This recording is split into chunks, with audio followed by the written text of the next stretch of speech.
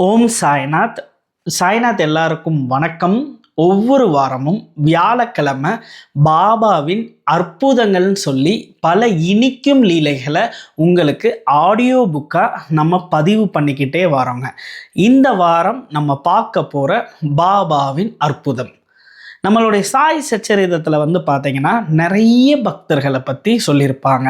அவங்களுடைய ரிணானுபந்தம், பாபா மேலே வச்சுருக்க அந்த அன்பு, பாபா எப்படி அவங்கள பார்த்துக்கிறாரு அப்படின்னு சொல்லி நிறைய கதைகள் படிப்போம். ஆனால் 60 வருஷ காலம் பாபா ஷீரடியில் இருந்தார். அந்த 60 வருஷ காலத்தில் ஒரு வீட்டுக்குள்ளே போய், ஒரு பக்தருடைய வீட்டுக்குள்ளே போய் அமர்ந்து பேசிட்டு வர்றது பார்த்தீங்கன்னா இந்த பக்தர்கள் தான். அவங்கள பற்றி தான் பார்க்க போகிறோம். சாய் சச்சரிதத்தில் பார்த்தீங்கன்னா சந்திரபன் சந்த், குஷால் சந்த் அப்படின்ற 2 பக்தர்கள் இருப்பாங்க. அந்த 2 பக்தர்கள் மேலே பாபாவுடைய அன்பு, எந்த பக்தர்களும் பாபா மேலே எப்படி அன்பு வச்சுருந்தாங்க, எப்படி இவங்க வீட்டுக்கு பாபா வருவார், அதை எல்லாமே தான் இந்த வாரம் நம்ம யூடியூப்பில் ஆடியோ புக்காக நம்ம பார்க்க போகிறோங்க. சிவ்ராம் சந்த் அப்படின்றவர் இருக்காருங்க. இந்த சந்த்னா என்னன்னா, நம்மளுடைய மகாராஷ்டிரா மாநிலத்தில் ஒவ்வொரு பேருக்கு பின்னாடியும் சர் நேம் இருக்குங்க. இப்போ பார்த்தீங்கன்னா தாத்தியா கோட்டே பாட்டில், பாட்டில்னா சர் நேம். லட்சுமிபாய் ஷிண்டே, ஷிண்டேனா சர் நேம். அதுபோல் இந்த சிவ்ராம் சந்துன்றவர் பார்த்தீங்கன்னா இவர் ஒரு மார்வாடி. இவர் பார்த்தீங்கன்னா ராஜஸ்தான்லேருந்து மைக்ரேட் ஆகி ரஹாத்தா வந்திருப்பாருங்க. ரஹாத்தான்றது ஒரு சின்ன கிராமம். ஷீரடிக்கு பக்கத்தில் இந்த கிராமம் இருக்குது. கரெக்டாக 5 கிலோமீட்டரில் இந்த கிராமம் இருக்குது. அங்கே இருந்து இந்த சிவ்ராம் சந்துன்ற மார்வாடி பார்த்தீங்கன்னா ராஜஸ்தான்லேருந்து மைக்ரேட் ஆகி அவர் பார்த்தீங்கன்னா ரஹாத்தா கிராமத்தில் இருப்பார். அப்போ இருந்து இவரை பார்த்தீங்கன்னா இவரையும் இவங்க குடும்பத்தை சேர்ந்தவங்களை ரஹாத்தேக்கர்ஸ் அப்படின்வாங்க. இந்த ரஹாத்தா கிராமம் இருக்குல்ல, இந்த கிராமத்தோடைய பேர் ரஹாத்தா. ஸோ மக்கள் இவரை ஒரு பெருமையாக கூப்பிட்றப்போ, இவங்க குடும்பத்தை பெருமையாக சொல்கிறப்போ, ரஹாத்தேக்கர்ஸ் குடும்பமா, ரஹாத்தேக்கர்ஸா அப்படின்வாங்க. ஸோ ஏன் இப்படி கூப்பிட்றாங்கன்னா, இவருக்கு பார்த்தீங்கன்னா அந்த காலத்தில் மிகப்பெரிய பிஸ்னஸ் மேன் இவர்.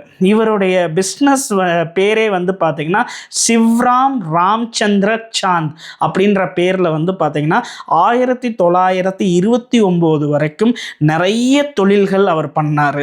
அதில் பார்த்தீங்கன்னா குறிப்பிட்டு நம்ம சொல்லணும்னா, இவருக்கு பார்த்தீங்கன்னா கிட்டத்தட்ட 2000 ஏக்கர் லேண்ட் இருந்துச்சுங்க. கிட்டத்தட்ட பாதி ரஹாத்தா கிராமமே இந்த சிவ்ராம் சந்துக்கு தான் சொந்தமானது. பாதி ரஹாத்தா கிராமம். அதனால தான் இவரை ரஹாத்தேக்கர்ஸ்னு கூப்பிடுறாங்க.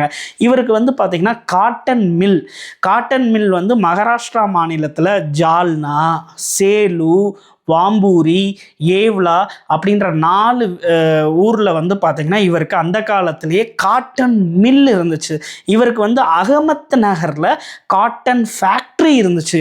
அவ்வளோ பெரிய பிஸ்னஸ் மேக்னட் இவர். அதனால தான் இவரை பார்த்தீங்கன்னா ரஹாத்தேக்கர்ஸ்னு கூப்பிட்றாங்க. இவர் அவ்வளோ பெரிய பிஸ்னஸ் மேக்னட்டாக இருந்தார். இவருக்கு பார்த்தீங்கன்னா 3 பசங்க. ஒரு பையன் பேர் மூத்த பையன் பேர் பார்த்தீங்கன்னா ராமச்சந்திரா. 2வது பையன் பேர் பார்த்தீங்கன்னா சந்திரபன். 3வது பையன் பேர் பார்த்தீங்கன்னா பிரிச்சந்திரா அப்படின்னு 3 பசங்க இருக்காங்க. அதில் சந்திரபன் சந்த், அந்த சந்திரபன் சந்தை பார்த்தீங்கன்னா பாபாவுக்கு ரொம்ப பிடிக்குங்க. இவர் இவருடைய டேட் ஆஃப் பர்த், இந்த சந்திரபன் சந்த்ன்றவருடைய டேட் ஆஃப் பர்த் பார்த்தீங்கன்னா நமக்கு தெரியாது. ஆனால் இந்த மொத்த குடும்பமுமே பார்த்தீங்கன்னா இவ்வளோ பெரிய பணக்கார குடும்பம். ரொம்ப எளிமையாக எல்லார் கூடயும் ரொம்ப அன்பாக இவங்க பழகுவாங்க. அதில் பார்த்தீங்கன்னா இந்த சந்திரபன் சந்த் அப்படின்றவர் பார்த்தீங்கன்னா பாபா மேலே ரொம்ப அன்பாக இருப்பார். பாபா கிட்ட பார்த்தீங்கன்னா ரொம்ப பக்தியோடு இருப்பார். இந்த சந்திரபன் சந்துக்கு பார்த்தீங்கன்னா 3 மனைவிகள் இருந்தும் இவருக்கு பார்த்தீங்கன்னா குழந்தைகளே இல்லை. ஆனால் ஒரு நாள் கூட இவர் பார்த்தீங்கன்னா பாபா கிட்ட, பாபா எனக்கு குழந்தையே இல்லை பாபா, எனக்கு குழந்தை வரம் கொடுங்கன்னு சொல்லி கேட்டதே இல்லைங்க. இதுதாங்க ஒரு பெரிய விஷயம். ஏன்னா சந்திரபன் சந்த் வந்து பார்த்தீங்கன்னா பாபாவுக்கு ரொம்ப பிடிக்கும். சாய் சச்சரிதத்தில் ரொம்ப அழகாக சொல்லியிருப்பாங்க. முதல்ல பாபாவுக்கு சந்திரபன் சந்தை பிடிக்கும், அதுக்கடுத்து அவர் காலமானதுக்கு பிறகு குசால் சந்தை பிடிக்கும்னு சொல்லுவாங்க. அப்பேற்பட்ட சந்திரபன் சந்த் இவர் வந்து ஒரு மிகப்பெரிய தொழிலதிபர் குடும்பத்தை சேர்ந்தவர். இவங்க அப்பா சிவராம் சந்துன்றவர் வந்து அவ்வளோ காட்டன் மில், காட்டன் ஃபேக்ட்ரியெல்லாம் வச்சுருக்காரு. பாபாவுக்கு இவரை ரொம்ப பிடிக்கும். ஆனால் இவர் ஒரு நாள் கூட பாபா கிட்ட வந்து பார்த்தீங்கன்னா எனக்கு குழந்தையே இல்லைன்னு சொல்லி அவர் கேட்டதே இல்லை. அந்த அளவுக்கு அவருக்கு வந்து பார்த்தீங்கன்னா பாபா மேலே பக்தி. ஏன் பாபாவுக்கு தெரியும் எனக்கு எப்போ என்ன கொடுக்கணுன்றது, என் அன்பு பாபாவுக்கு தெரியும், நான் ஏன் கேட்கணும் அப்படின்னு சொல்லிட்டு அந்த வைராகியமான பக்தியோட இந்த சந்திரபன் சந்த் இருப்பார். ஆனால் சந்திரபன் சந்தோட நெஃப்யூ ஆன குசால் சந்த், சந்திரபன் சந்தோட நெஃப்யூ தான் குசால் சந்த். இந்த குசால் சந்த் வந்து பார்த்தீங்கன்னா அவரும் பாபா மேலே ரொம்ப பக்தியாக இருப்பார். பாபாவுக்கு வந்து அவரை ரொம்ப பிடிக்கும். அப்போது இந்த குசால் சந்த் வந்து என்ன செய்கிறாருன்னா தன்னுடைய அங்கிளுக்கு வந்து பார்த்தீங்கன்னா பாபா கிட்ட ரெக்கமெண்ட் பண்ணுறாரு. பாபா, என்னுடைய அங்கிளான சந்திரபன் சந்துக்கு வந்து குழந்தையே இல்லை, நீங்கள் ஆசீர்வதிச்சா அவருக்கு கண்டிப்பாக குழந்தை வரம் கிடச்சிரும், அவர் வம்ச விருத்தி அடைஞ்சிரும், பாபா தயவு செஞ்சு ஆசீர்வாதம் பண்ணுங்கன்னு சொல்லி தன்னுடைய அங்கிளான சந்திரபன் சந்துக்கு குசால் சந்த் வந்து பார்த்தீங்கன்னா பாபா கிட்ட முறையிடுறாரு. பாபாவும் வந்து பார்த்தீங்கன்னா சந்திரபன் சந்தை ஆசீர்வதிக்கிறாரு. ஆசீர்வதிச்சதுனால சந்திரபன் சந்துக்கு வந்து பார்த்தீங்கன்னா ஒரு பையன் பிறக்கிறாரு.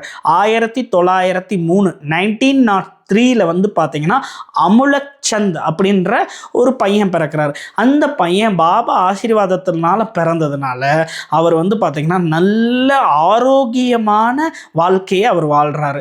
அவர் வந்து பார்த்தீங்கன்னா 74வது வயதில் தான் அவர் வந்து பார்த்தீங்கன்னா உயிர் பிரியுது.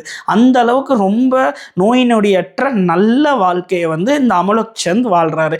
இந்த அமுலச்சந்த் வந்து பார்த்தீங்கன்னா என்ன சொல்லியிருக்காருன்னா, பாபா வந்து இங்கே இருக்கிற ரகாத்தால குசால் சந்த் வீட்டுக்கு பக்கத்தில் இருக்கிற ஒரு மாருதி கோவில், ஒரு ஹனுமன் கோவில். இந்த ஹனுமன் கோவில் வந்து பார்த்தீங்கன்னா அந்த காலத்தில் சாவடின்னு சொல்லுவாங்க. இது வந்து சாவடியில் இருக்கிற ஒரு ஹனுமன் கோவில். இந்த கோவிலில் வந்து பார்த்தீங்கன்னா பாபா தங்கி இருக்காருன்னு சொல்லி அமுலச்சந்த் வந்து பதிவு பண்ணியிருக்காரு. இது வந்து சாய்லீலா மேகசினில் இருக்குது. முதல்ல சாவடினா என்னென்னா மீட்டிங் பிளேஸ். நம்ம ஊர்களில் கிராமங்கள்ல எல்லாம் பார்த்தீங்கன்னா நம்ம ஒரு கிராமத்துக்குள்ளே எல்லாம் நுழையிறப்போ அங்கே வந்து பார்த்தீங்கன்னா ஒரு மண்டபம் மாதிரி, ஒரு சாவடி மாதிரி இருக்கும். நிறைய பேர் வந்து அங்கே தான் உட்காந்துருப்பாங்க. நிறைய முக்கியமான முடிவுகள்லாம் அங்கே தான் எடுப்பாங்க.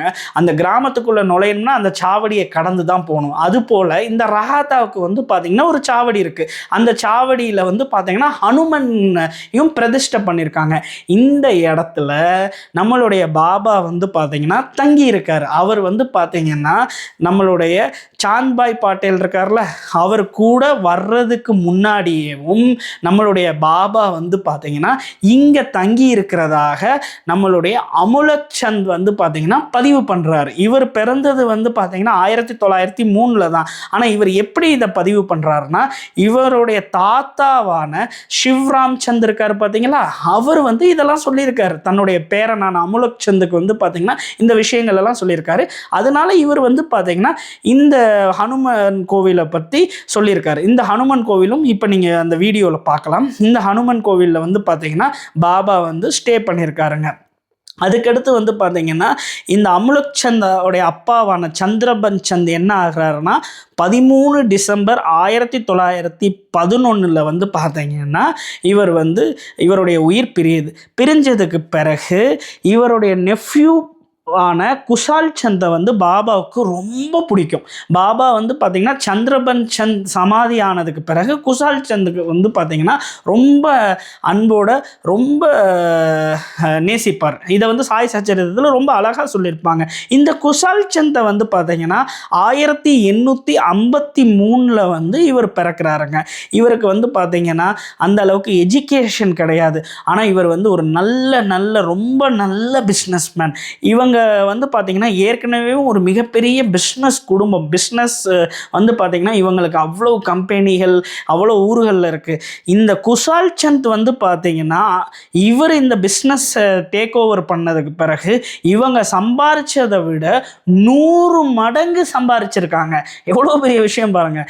இவங்களை வந்து பார்த்திங்கன்னா அந்த காலத்தில் சிவராம் சந்த் இவர் தான் முன்னோர்.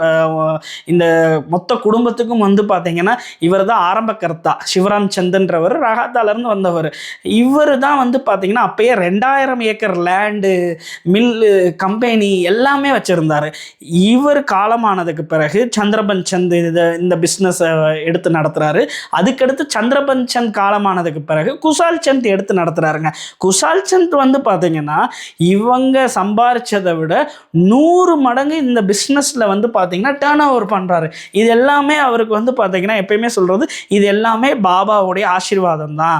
பாபாவுடைய ஆசீர்வாதத்தில் தான் இது நடக்குது. படிக்காத ஆளான எனக்கு எப்படி இதெல்லாம் செய்ய தெரியும் அப்படின்னு சொல்லி இவர் தன்னுடைய குடும்ப நண்பர்கள்கிட்ட எல்லாருக்கிட்டையுமே வந்து இதை அடிக்கடி பதிவு பண்ணுவாராம். இந்த வார்த்தையை அவர் சொல்லுவாராம். இதில் வந்து எனக்கு ரொம்ப ஆச்சரியமான விஷயம் என்னென்னா, சாய் சச்சரிதத்தில் வந்து ரொம்ப அழகான ஒரு கதை வருங்க. அந்த கதையில் வந்து பார்த்திங்கன்னா பாபா ரகாத்தாவுக்கு போகலை, ரொம்ப நாளாக போகாமல் இருக்கார். அதனால குஷால் சந்த் வீட்டுக்கு போக முடியல, குஷால் சந்தை பார்க்க முடியலை. அதே போல் வந்து பார்த்திங்கன்னா குஷால் சந்தும் வந்து பார்த்திங்கன்னா பாபாவை பார்க்கணுன்னு ஆசைப்படுறாரு. இப்போ என்ன நடக்குதுன்னா, பாபா வந்து பார்த்திங்கன்னா ஹரி சீதாராம் தீக்ஷித்தை அனுப்பி விட்றாரு. ஷீரடியிலேருந்து ஹரி சீதாராம் தீக்ஷித்தை வந்து அனுப்பி நீ வந்து குஷால் சந்தை கூப்பிட்டுவான்னு அனுப்பி விட்றாரு. அதே போல் குஷால் சந்துக்கு வந்து பார்த்திங்கன்னா அன்னைக்கு வந்து அவருடைய கனவுல பாபா வந்து ஷீரடிக்கு வான்னு கூப்பிடுவார். அவர் வந்து பார்த்திங்கன்னா தங்கிட்ட வந்து அந்த வாகனம் இல்லாததுனால என்னால் வர முடியலைன்னு சொல்லுவார். இது எல்லாமே வந்து பார்த்திங்கன்னா ஒரே நாள் அந்த ஒரே நேரத்தில் இது எல்லாமே நடக்குது. இது எவ்வளோ பெரிய ஆச்சரியமான விஷயம்னு பாருங்கள். அந்த டெலிபதி அவருக்கு எப்படி இருந்திருக்குன்னு பாருங்கள். ஏன்னா நான் ஏன் இந்த வார்த்தையை சொல்கிறேன்னா, பாபா அவர் 60 வருஷம் ஷீரடியில் இருந்தார். அந்த 60 வருஷத்தில் வந்து பார்த்தீங்கன்னா ரூயிக்கு டெய்லி போவார், அதே போல் நீம்காவுக்கு டெய்லி போவார். ஆனால் இந்த ரகாத்தாவுக்கு மட்டும் 15 நாளைக்கு ஒரு முறை தான் பாபா வந்து ரகாத்தாவுக்கு வருவார். அப்போது 15 நாளைக்கு ஒரு முறை வர்றப்போ பாபா வந்து பார்த்தீங்கன்னா நாளைக்கு 15வது நாள்னா அவர் வந்து பார்த்தீங்கன்னா சொல்ல மாட்டார், நாளைக்கு வந்து நான் ரகாத்தா வரப்போகிறேன் அப்படின்றத வந்து யாருக்கிட்டையும் சொல்ல மாட்டார். இந்த டயத்தில் வரப்போகிறேன் அப்படின்ற எந்த ஒரு விஷயத்தையும் வந்து பார்த்தீங்கன்னா சொல்ல மாட்டார். அந்த காலத்தில் வந்து பார்த்தீங்கன்னா சமூக வலைதளம் இல்லை, அந்த காலத்தில் வந்து பார்த்தீங்கன்னா டெலிகம்யூனிகேஷன் இல்லை. அப்படி இருக்கும்போது இந்த குஷால் சந்த் வந்து பார்த்தீங்கன்னா ஒரு மிகப்பெரிய பிஸ்னஸ் மேன். ரகாத்தா கிராமத்தில் ரொம்ப ஒரு முக்கியமான புள்ளி. இவரை கேட்காம எந்த முடிவும் முக்கியமான முடிவும் ரகாத்தா கிராமத்தில் எடுக்க மாட்டாங்க. அப்படிப்பட்ட இந்த குஷால் சந்த் வந்து என்ன செய்கிறாருன்னா, இப்போ பாபா இன்னைக்கு நாளைக்கு வரப்போகிறாருன்னா முதல் நாளே கிராமத்தில் இருக்கிற கிராம மக்களுக்கு தான் குடும்பத்தில் இருக்கவங்க கிட்டலாம் சொல்லிடுவார், நாளைக்கு நம்மளுடைய பாபா வரப்போகிறாரு, ஷீரடியிலேருந்து நம்ம சாய்பாபா வரப்போகிறாரு, எல்லாரும் தயார் நிலையில் இருங்க, அவரை வெல்கம் பண்ணணும் நம்மெல்லாம் அப்படின்னு சொல்லுவார். அப்போது அவங்க குடும்பத்தை சேர்ந்தவங்க குடும்ப நண்பர்கள் எல்லாருமே கேட்பாங்க, நீங்கள் வந்து ஷீரடிக்கு போகவே இல்லை, பாபாவும் யாரையும் அனுப்பலை, இந்த மாதிரி பாபா வரப்போகிறதா எந்த தகவலும் வரலை, நீங்கள் எப்படி சொல்கிறீங்க பாபா நாளைக்கு வராரு, இந்த நேரத்தில் தான் வரப்போகிறாருன்றத வந்து எப்படி உங்களுக்கு தெரியுதுன்னு சொல்லி எல்லாரும் கேட்குறாங்க. அதுக்கு வந்து பார்த்தீங்கன்னா குஷால் சந்த் வந்து சிரிக்கிறாரு. சிரிச்சுக்கிட்டே இல்லை நாளைக்கு பாபா வராரு, எல்லாரும் தயார் நிலையில் இருங்க, பேண்ட் ட்ரம்ஸ் வாத்தியங்களோட ரெடி பண்ணுங்க அப்படின்னு பாபா வரப்போறாருன்னு சொல்லி இவங்க எல்லாருக்கிட்டையும் சொல்லுவார் நம்மளுடைய குஷால் சந்த். இப்போ பாபா வந்து பார்த்தீங்கன்னா அவர் நேரடியாக குஷால் சந்த் வீட்டுக்கு வரமாட்டார். அவர் ஷீரடியிலேருந்து 5 கிலோமீட்டரில் ரகாத்தா கிராமம் இருக்குது. அந்த ரகாத்தா கிராமத்துக்கு நுழையிறதுக்கு முன்னாடி 1 கிலோமீட்டரில் ஒரு மரம் இருக்குங்க. அந்த மரம் வந்து பார்த்திங்கன்னா இப்போ நீங்கள் பார்க்குறீங்களா, இந்த மரம் வந்து பார்த்திங்கன்னா கல்ப விருட்ச மரம். இந்த கல்ப விருட்ச மரத்துக்கு வந்து ஒரு பெரிய கதை இருக்குது. இந்த கல்ப விருட்சம் வந்து என்னென்னா, கல்ப விருட்சம்னா கேட்குறத தரக்கூடியது தான் கல்ப விருட்சம். இந்த கல்ப விருட்சம் எங்கெல்லாம் இருக்கோ அந்த இடம் வந்து பார்த்தீங்கன்னா அந்த இடம் வந்து ரொம்ப எனர்ஜெட்டிக்காக இருக்கும், ரொம்ப பாசிட்டிவ் அதிகமாக இருக்கும்னு சொல்லுவாங்க. இந்த கல்ப விருட்ச மரம் எந்த இடத்த சுற்றி ஒரு 5 கிலோமீட்டர் சரௌண்டிங்ஸில் அந்த இடத்துல ஆன்மீகத்தோட உச்சகட்டமான வைப்ரேஷன் இருக்கும் அப்படின்னு சொல்லுவாங்க. இந்த கல்பவருஷம் எப்படி தோன்றுச்சு அப்படின்னு பார்த்தீங்கன்னா, புராதனமான ஒரு வரலாறு இருக்குது. அந்த வரலாறு என்னென்னா, நம்மளுடைய சமுத்திரமந்தன் நம்ம கேள்விப்பட்டிருப்போம். அந்த சமுத்திரமந்தன்னா என்னென்னா, அசுரர்களும் தேவர்களும் பார்க்கடல் கரைக்கிறதுக்காக அப்போ வந்து பார்த்திங்கன்னா வாசுகின்ற ஒரு பாம்பை வச்சு அந்த வந்து பார்க்கடல் கரைப்பாங்க.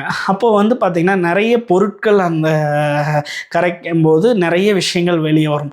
அதில் வந்த ஒரு மரம் தான் இந்த கல்ப விருட்ச மரம். இந்த கல்ப விருட்ச மரத்தை விஷ்ணு பகவான் வந்து பார்த்திங்கன்னா எடுத்துக்கிறாரு.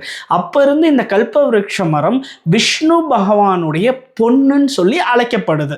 இந்த விஷ்ணு பகவானுடைய பொண்ணான இந்த கல்பவருஷ மரம் எங்கெல்லாம் இருக்கோ அந்த இடம் வந்து பார்த்தீங்கன்னா புனிதத்தின் உச்சமாக கருதப்படுது. அப்படி இந்த கல்பவருஷ மரம் கரெக்டாக ஷீரடியிலேருந்து 4 கிலோமீட்டரில், நம்மளுடைய ரகாத்தாலேருந்து 1 கிலோமீட்டர், ரகாத்தாவுக்கு ஊருக்குள்ளே நுழையிறதுக்கு 1 கிலோமீட்டருக்கு முன்னாடி இந்த கல்பவருஷ மரம் அமைஞ்சிருக்கு.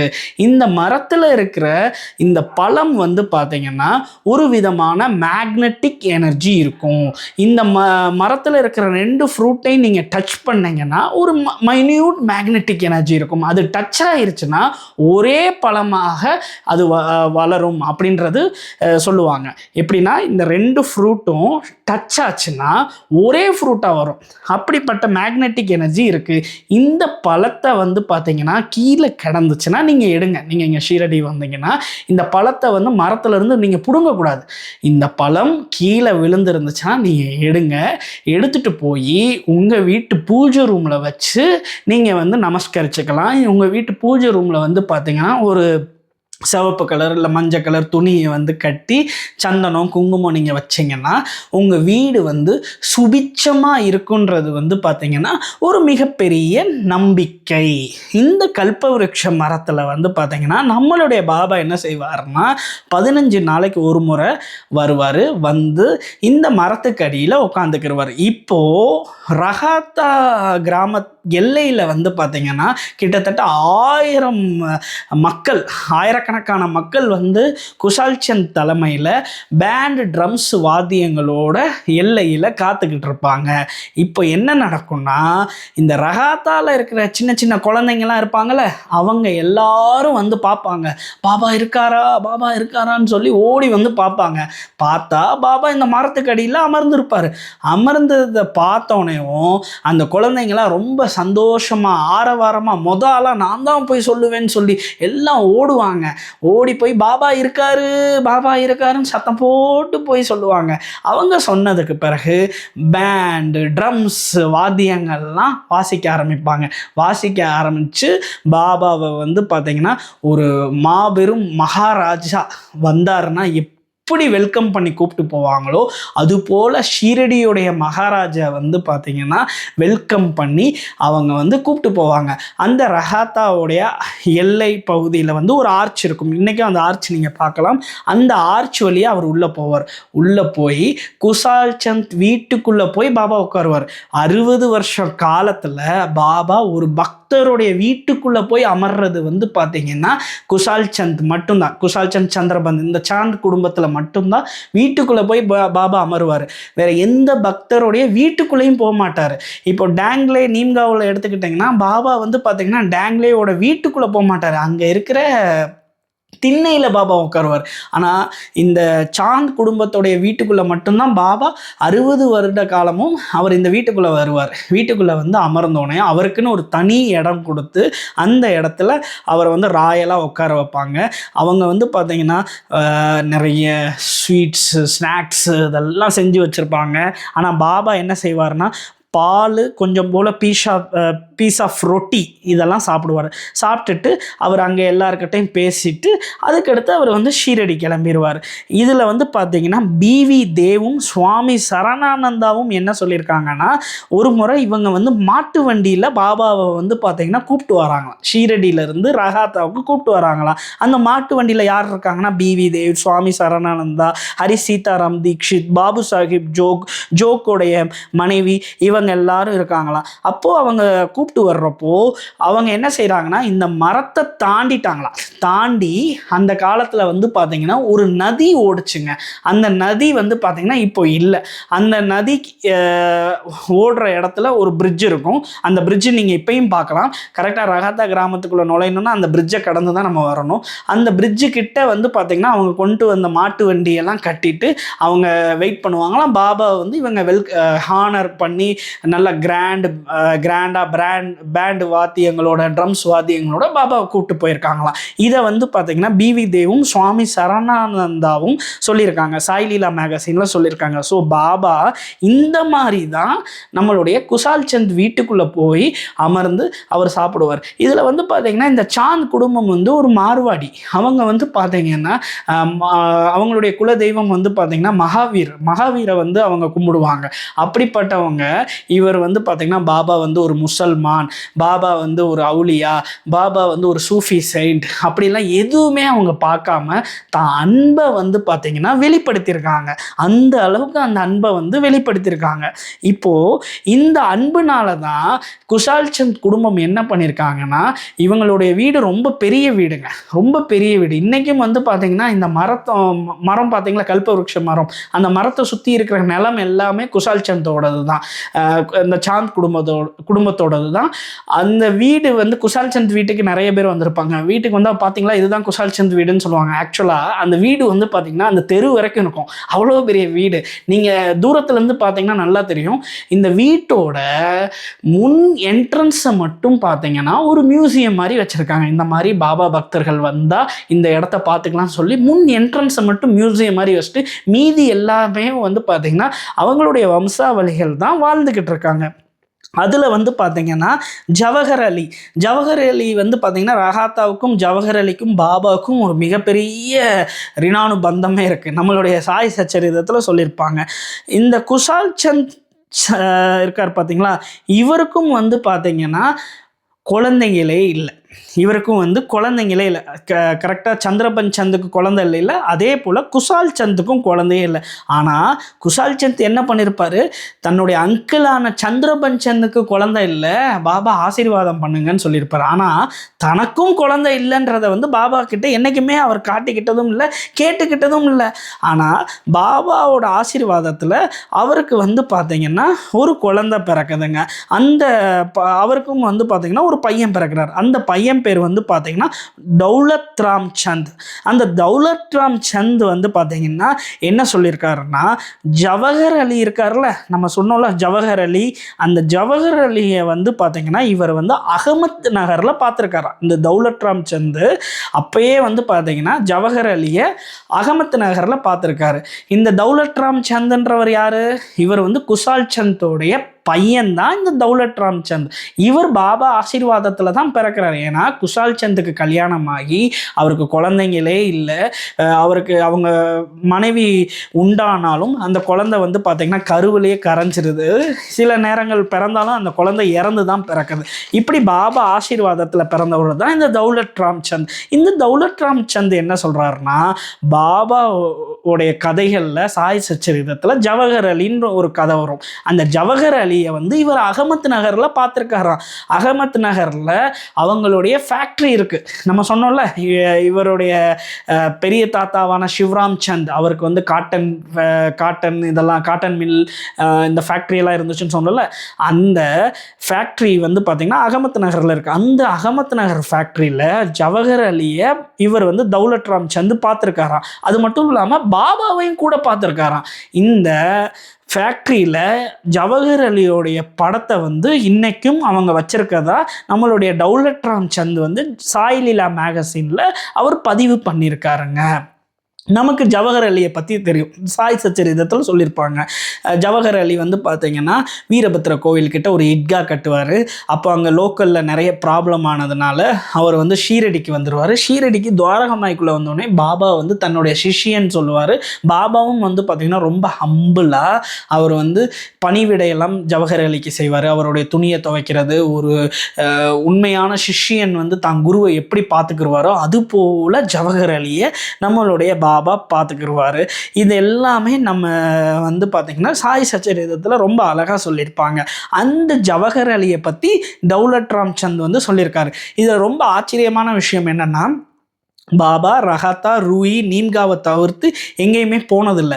ஆனால் இந்த தௌலத் ராம் சந்த் வந்து சொல்கிறாரு, பாபா வந்து அகமத் நகரில் நான் ஜவஹர் அலியோட பார்த்துருக்கேன், எங்கள் கம்பெனியில் ஜவஹர் அலியுடைய படம் இருக்குன்றத வந்து அவர் சொல்லியிருக்காரு. அப்போது பாபா வந்து மேபி சுட்சம ரூபத்தில் அவர் ஜவஹர் அலி கூட போயிருக்கலாம். ஏன்னா இன்றைக்கும் நீங்கள் அகமத் நகர் போகணும்னா ஷீரடியிலேருந்து கிட்டத்தட்ட 2.5 மணி நேரம் 3 மணி நேரம் ஆகுங்க.